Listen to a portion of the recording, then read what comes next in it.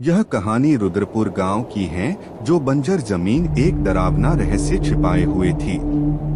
वर्षों से अछूती पड़ी इस भूमि के नीचे दफन आत्माएं जागने की प्रतीक्षा कर रही थीं। जब एक जिज्ञासु युवक अर्जुन ने इसे छेड़ा, तो गांव पर भयावह घटनाओं का सिलसिला शुरू हो गया, जो सबकी रूहें कंपा देने वाला था। तो चलिए शुरू करते हैं। किसी समय की बात है, एक छोटे से गांव रुद्रपुर में, जो पहाड़ियों के बीच बसा हुआ था। यहाँ के लोग साधारण जीवन जीते थे। उनके लिए खेतीबाड़ी ही सब कुछ थी, लेकिन कुछ सालों से उस गांव में अजीब घटनाएं होने लगी। वहाँ की बंजर जमीन, जिसे वर्षों से किसी ने छुआ तक नहीं था, अचानक भयावह रूप धारण करने लगी। लोग कहते थे कि उस जमीन के नीचे कुछ छिपा हुआ है, कुछ ऐसा जिसे कभी बाहर नहीं आना चाहिए। वहाँ की हवाओं में किसी अनजाने भय की आहट थी, जो गांव वालों के दिलों में डर का संचार कर देती थी। रुद्रपुर गांव के पुराने लोग कहा करते थे कि यह बंजर जमीन पहले कभी हरी भरी हुआ करती थी। वहाँ के खेतों में अच्छी फसल होती थी, पर एक रात कुछ ऐसा हुआ जिससे पूरा गांव बदल गया। उस रात आसमान में अजीब रोशनी दिखी और गांव के मंदिर की घंटियां अपने आप बजने लगी। गांव के सबसे बुजुर्ग व्यक्ति पंडित गोपाल दास ने बताया था कि उस रात वहां कोई अनदेखी शक्ति आई थी। वह शक्ति इतनी भयानक थी कि उसके आगमन के बाद से ही गांव की जमीन बंजर हो गई। सालों तक यह बंजर जमीन यूं ही पड़ी रही। लोग वहां से दूर रहते थे, क्योंकि कहते थे कि वहां से अजीब अजीब आवाजें आती हैं। रात के समय वहां से गुजरने वाले लोगों को अक्सर ऐसा महसूस होता था कि कोई उनका पीछा कर रहा है, पर जब वे मुड़कर देखते तो उन्हें कुछ नहीं दिखता था। लोग डर से उस जगह का नाम भी नहीं लेना चाहते थे।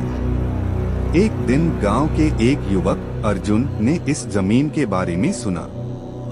वह पढ़ा लिखा था और इन अंधविश्वासों में यकीन नहीं करता था। उसने ठान लिया कि वह इस बंजर जमीन का रहस्य जानकर रहेगा। अर्जुन ने अपने दोस्तों को अपने साथ लिया और वे सभी उस जमीन पर पहुंचे। वहां पहुंचते ही अर्जुन को एक अजीब सी ठंड महसूस हुई। हालांकि दिन का समय था, लेकिन वहां की हवा में एक अनजाना सा भय था। अर्जुन ने अपने दोस्तों से कहा, ये सब केवल अफवाहें हैं, चलो देखते हैं, यहाँ कुछ भी नहीं है। उस रात अर्जुन और उसके दोस्त गांव के पास एक छोटी सी झोपड़ी में रुके। आधी रात के करीब अचानक झोपड़ी के दरवाजे पर जोर से दस्तक हुई। अर्जुन ने दरवाजा खोला, लेकिन बाहर कोई नहीं था। उसे लगा कि उसके दोस्तों में से कोई मजाक कर रहा है। वह वापस सोने चला गया, लेकिन थोड़ी देर बाद फिर वही दस्तक हुई। अर्जुन उठकर बाहर गया और चारों ओर देखा, पर कुछ भी नहीं दिखा। जैसे ही वह अंदर लौटने लगा, उसे पीछे से किसी के कदमों की आहट सुनाई दी। अर्जुन ने जैसे ही पलटकर देखा, उसकी रूह कांप गई। वहां एक छाया खड़ी थी, जो धीरे धीरे उसकी ओर बढ़ रही थी। अर्जुन का शरीर डर से जकड़ गया। छाया ने अर्जुन की ओर इशारा किया और कहा, यह जमीन हमारी है, इसे छोड़ दो, नहीं तो बुरा अंजाम होगा। अर्जुन ने हिम्मत जुटाई और वापस अंदर भागा, लेकिन उसके दोस्तों ने उसकी बातों को सिर्फ एक सपना समझा। अगले दिन अर्जुन और उसके दोस्तों ने उस बंजर जमीन की खुदाई करने का निर्णय लिया। जैसे ही उन्होंने जमीन में गड्ढा खोदा, एक अजीब सी आवाज आई। जमीन के अंदर से सफेद धुआं सा निकलने लगा। अचानक उनके सामने एक खंडहर जैसी संरचना उभर आई। अर्जुन और उसके दोस्त हैरान थे। यह किसी पुराने मंदिर के अवशेष लग रहे थे, लेकिन वहां कोई देवता की मूर्ति नहीं थी, बल्कि कुछ अजीब सी आकृतियां दीवारों पर उकेरी गई थीं, जिनमें कुछ राक्षसी चेहरे दिख रहे थे। अर्जुन ने इन सब पर ध्यान दिए बिना खुदाई जारी रखी, लेकिन जैसे ही वे और गहराई में पहुंचे, वहां से कुछ नरकंकाल निकलने लगे। यह दृश्य देखकर अर्जुन और उसके दोस्तों के होश उड़ गए। वह नरकंकाल किसी सामान्य व्यक्ति का नहीं था। गांव के बुजुर्गों ने अर्जुन को बताया कि यह जगह पहले एक काला स्थान हुआ करती थी, जहां तांत्रिक लोग अपनी काली शक्तियों का प्रयोग करते थे। सैकड़ों साल पहले इस स्थान पर एक भयंकर तांत्रिक कालासुर ने अपनी काली शक्तियों के साथ लोगों पर अत्याचार किया था। उसकी शक्ति इतनी प्रबल थी कि वह मृत आत्माओं को अपनी ओर बुलाकर उन्हें अपने नियंत्रण में कर लेता था। उसकी काली शक्तियों से गांव का पूरा वातावरण दूषित हो गया था।